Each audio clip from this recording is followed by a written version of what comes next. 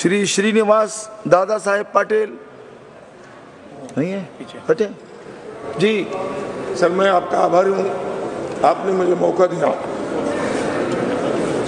मैं महाराष्ट्र में चल रहे मराठा और धनगर इन दोनों बड़े समाजों के आरक्षण के अत्यंत महत्वपूर्ण मामलों में बोलने पर खड़ा हूँ। पिछले 10-12 साल से मराठा समाज और धनगर समाज आरक्षण के लिए आंदोलन कर रहे हैं। इस दौरान महाराष्ट्र ने 4 राज्य सरकारें बदलते हुए देखी है। हर बार आंदोलक समाज और विरोधी दल सत्ता पक्ष पर दबाव डालते हैं। सत्ता पक्ष कोई कमेटी या कमीशन गठित करता है और मामले को खींचते खींचते उस सरकार की टर्म के आखिरी महीनों में आरक्षण किसी की तरह से घोषणा कर दी जाती है। आगे चलकर कोर्ट किसी न किसी बहाने कानून के मुद्दे पर खारिज कर देता है।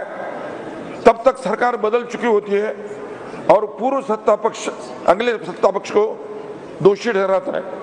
ये दुष्ट चक्र पिछले 12 सालों से चलता हुआ है। कानून के विशेषज्ञों को कहना है कि इन आरक्षणों की प्रक्रिया में केंद्र सरकार की भूमिका ही सबसे महत्वपूर्ण है, लेकिन दुर्भाग्य से केंद्र सरकार इस विषय पर लंबे समय से मौन में है। आपने विषय कुछ दूसरा महाराष्ट्र इतिहास काल से एक सामाजिक समता, बंधुता और सुधारवाद की भूमि रहा है। इन दोनों समाजों को आरक्षण संबंधी मांगे योग्य है, इस पर भी महाराष्ट्र में सभी कभी सकारात्मक मत है। मराठा समाज केवल 150 या 200 सांसद या विधायक चुने जाते हैं, इसलिए करोड़ों मराठे को शिक्षा और आर्थिक पिछड़ेपन का नकारना गलत है।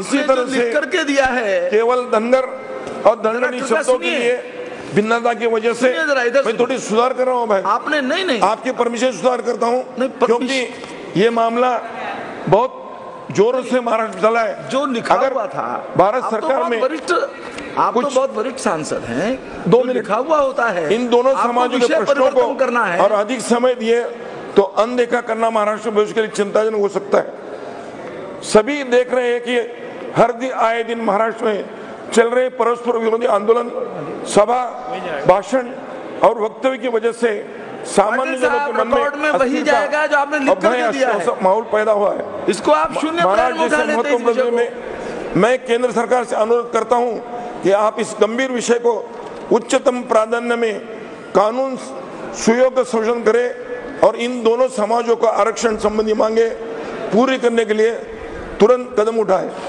महोदय, आपने मुझे जो मौका दिया इसलिए मैं आपका आभारी हूं।